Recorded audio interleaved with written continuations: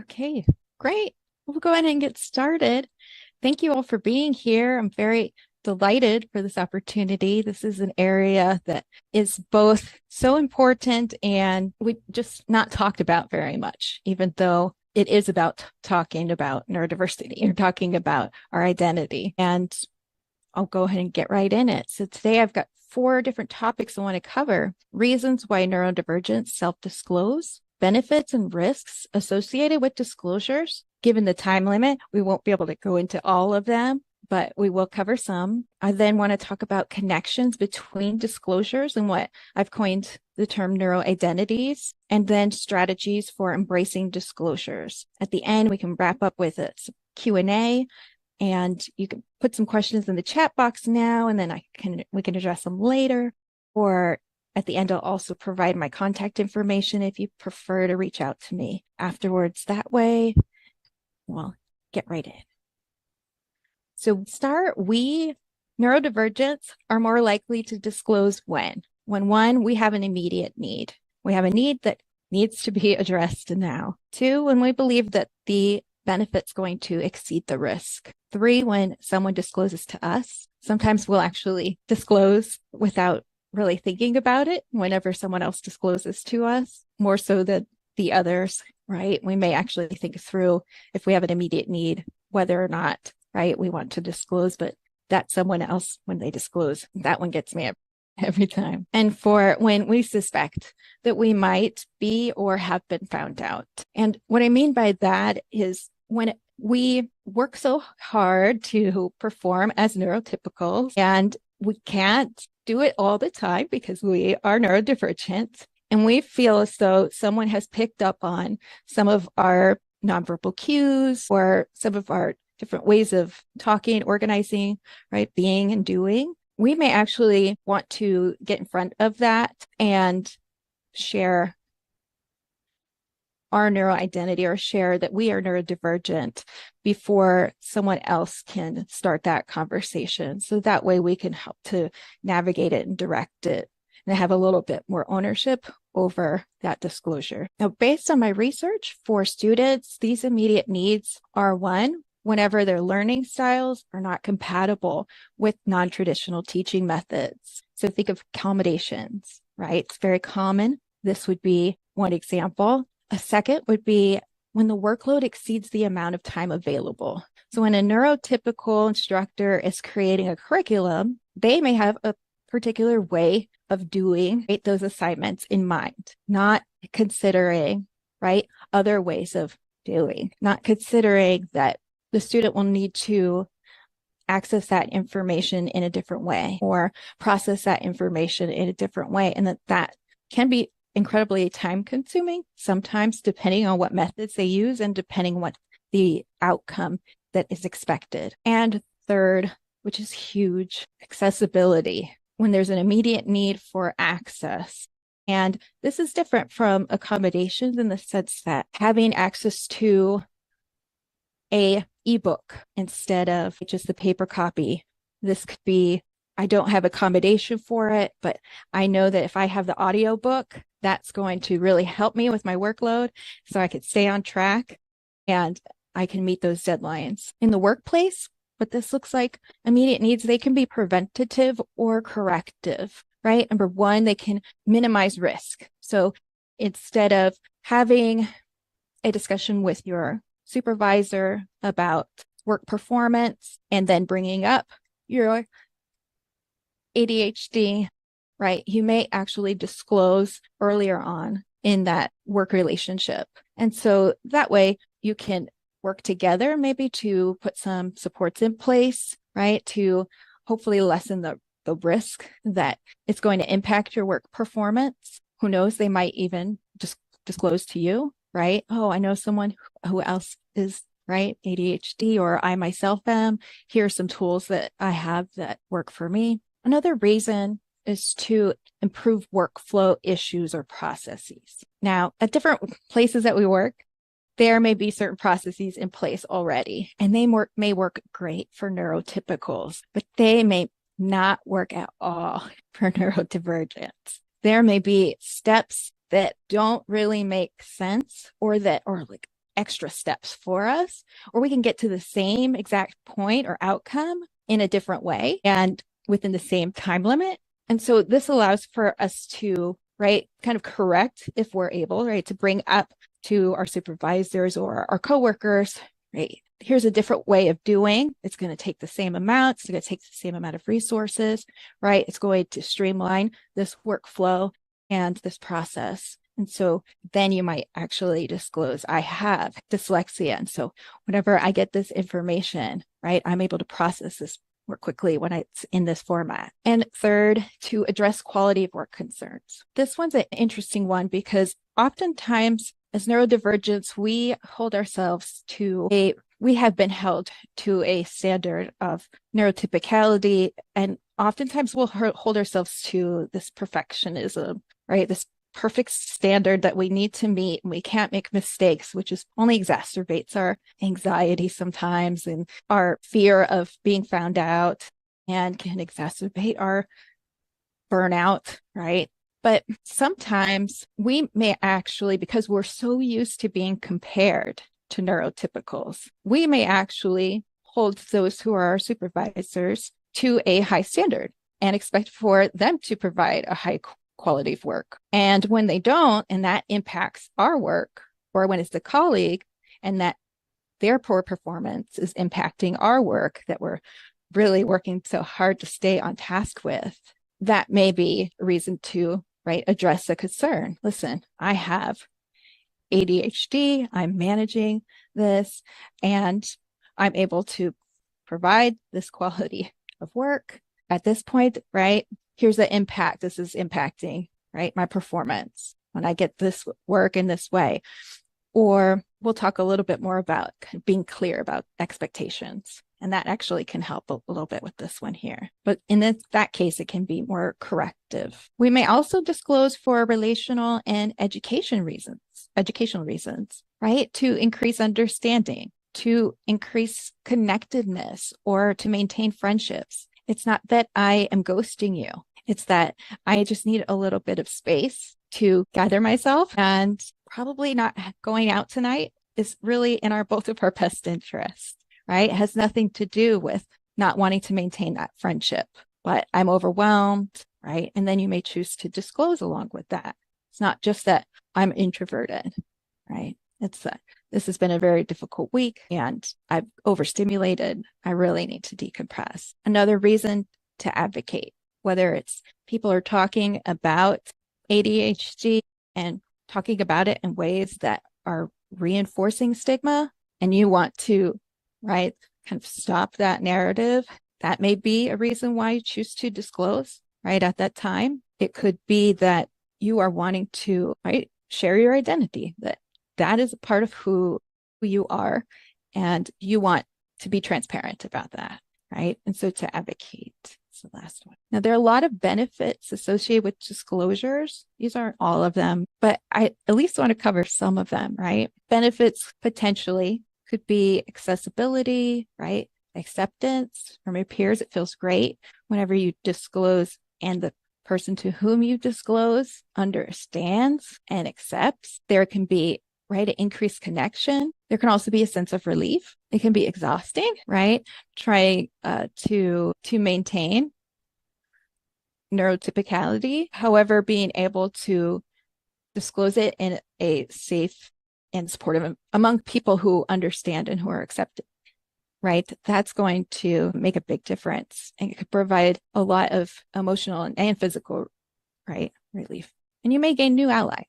Now, there are a lot of risks associated with disclosures, a lot, right? And these are just a few: rejection or exclusion, loss of income, housing, or insurance, or all three, right? For example, dissatisfaction, whether it's dissatisfaction with yourself that you disclosed, or maybe that you disclosed at a particular time or in a particular way, or just not happy with the outcome, or really that the outcome is, maybe there is no real outcome in terms of there's no change. There's not really much that has come from that disclosure. Social comparison, missed opportunities for advancement, impact to your health and to your safety, and misunderstanding. Even though we disclose, we may not communicate it in a way that neurotypicals understand.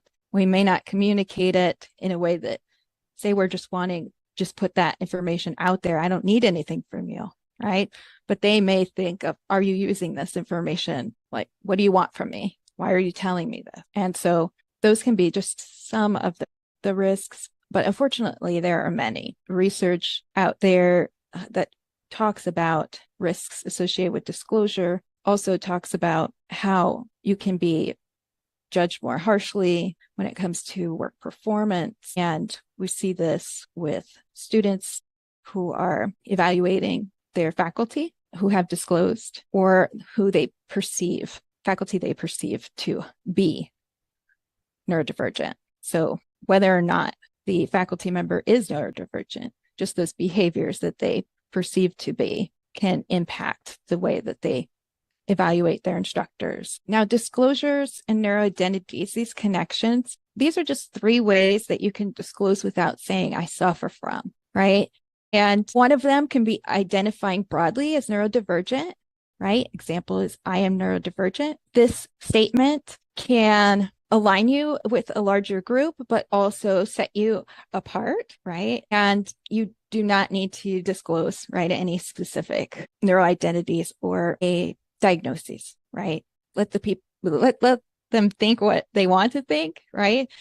But that is one way that you can do that. The second is to align with a neuro group, right? I'm an ADHDer. So it's not just me. I'm not just the one who has it, right? I'm a part of a larger group. And then to make an eval with a neuroidentity or a neuroterm. And so I have dyslexia, right? To take ownership of it, like, this is mine. I am autistic. I am, and well, I said ADHD, right? I have ADHD. I live with ADHD, like it's my roommate. Or ADHD, it probably wouldn't be a great roommate. All right, no, that's great. Okay, so those are just some ways that we disclose, and this changes the narrative, right? This whole part of neurodiversity is to change this narrative of what it means to have a neurodifference, right? And this allows for us to start changing this conversation. Sure, we may really suffer from some of the symptoms or some, right? We absolutely, but that's for us to have, and not for other people to carry on that discourse and that narrative of that we're suffering, but instead find ways that they can support us, right? Align with us, understand us. Now, there are strategies for embracing disclosures, right? Here are just some that I've just found in the research, and we'll go over them, right? The first one is to review existing policies, values, and procedures and ensure that they protect people who disclose. What do those policies look like? What are those procedures?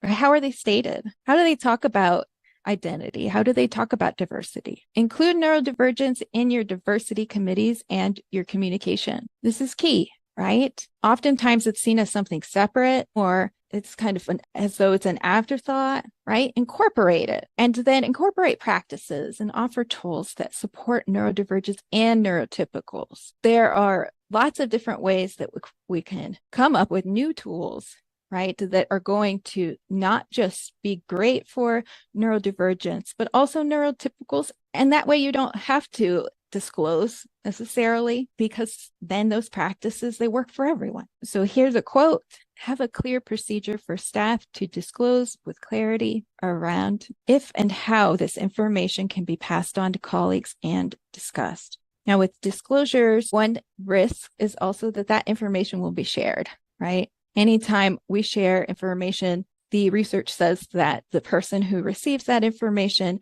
then believes they have ownership of that. And even if we ask them, please don't share that information, right? Because they now believe they have ownership of it, they are likely to share that information. So having policies and procedures in place for how that information should be protected, should be discussed, should be shared, if shared, right, is really important to understand that once information is out there, how is it going to be carried on? How's it going to be dealt with? How's it be talked about? Nothing about us without us, right? It's the mantra, neurodiversity. So start at the top by encouraging your leaders to disclose. If you have all of the policies in place and the protections, right? Start at the top. Model it. Champion programs that promote neurodiversity education and address stereotypes and stigma. It's really imperative that we address the stereotypes and stigma anytime we're trying to educate people about neurodiversity. They're pervasive and they really prevent us from moving forward and for people to understand and for us to even do our jobs to connect with one another, right? And so we have to talk about them. We need to know how to talk about them and be comfortable talking about them without perpetuating them. And keep the problem solving and team building tools varied and plentiful. Oftentimes, organizations, they'll say, we're going to follow this model of problem solving, right? One tool is not enough, right? That tool may work for you in this situation, but that tool may not work for me. So we need to know lots of different ways that we can address problems and what's going to work for different situations and different people. And team building tools, they should be varied too. Not everybody likes to do trust falls. Not everyone likes to go out for drinks after work, right? Not everyone has the time to be able to have a potluck during the day because their schedule is so busy, right? And so thinking of different varied ways that you can really build your team that are going to work for your team. Next, manage expectations and clearly define your roles and qualifications. This is just great across the board. Managing expectations is huge. What can I expect coming into this role? It's great whenever you interview for a job and they tell you, well, at this job, you're going to be sitting side by side with other coworkers, answering the phone. It's a high-paced work environment. It's loud. That's great. Thank you for the interview, right? Those are things I'd love to know up front, and they can help me make a more informed decision, right? But you've at least managed my expectations. So when I go into work, right, I know that I'm going to be sitting close to somebody. The phone's going to be ringing. It's going to be fast-paced and it's going to be loud. Clearly state what your processes are. Offer explanations. This is the way we do it. Not just this is the way we do it. Here's why, right? Here's how. Give written examples. A lot of times this one is overlooked and it's so simple, but it can make such a big impact. You may have hired someone for writing press releases, for example. They may think that you hired them for their voice, for the way they approach information and share it. You just are glad that they write and write well and can meet your deadlines. You actually have a particular way that you expect for them to write. Well, in that case, be upfront.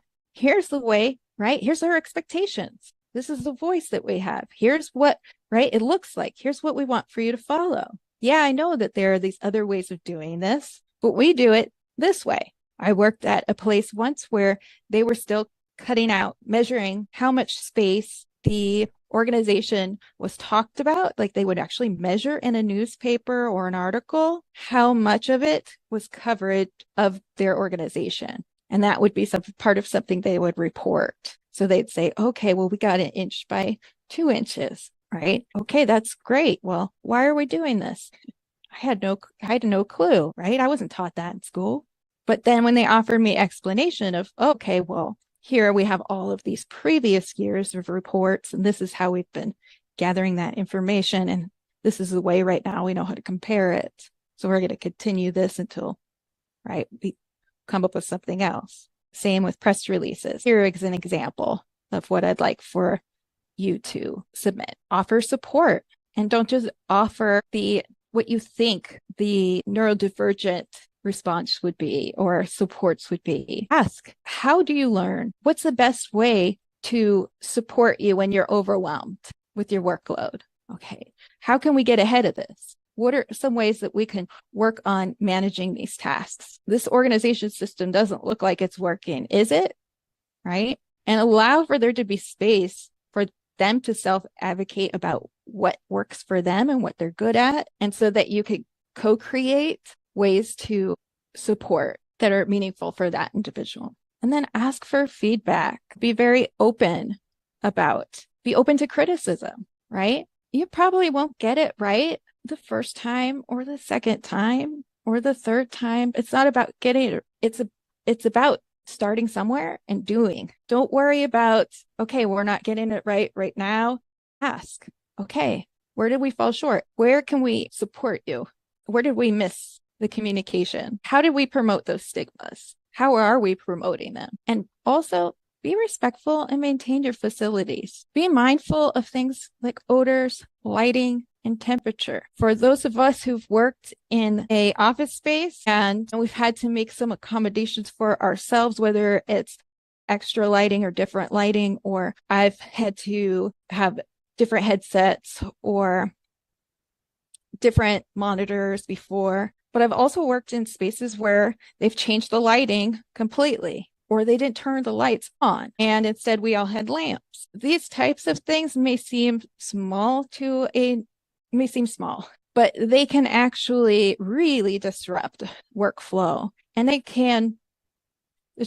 just not inclusive. It doesn't matter whether they just make the work really tough. And having been in those situations, it's just something that I would like to see people be more respectful about and mindful of. Not everyone can handle odors in the same way. Maybe you changed the cleaning products that you're using in the office. May not affect you, but it may really affect someone else. Temperature, that's another example. You may be able to get warmer, but I may not be able to get cooler. How neurodivergent employees experience their workplaces is a big determinant of an organization's support for neurodiversity. So ask, right? Ask the neurodivergents if they disclose to you, right?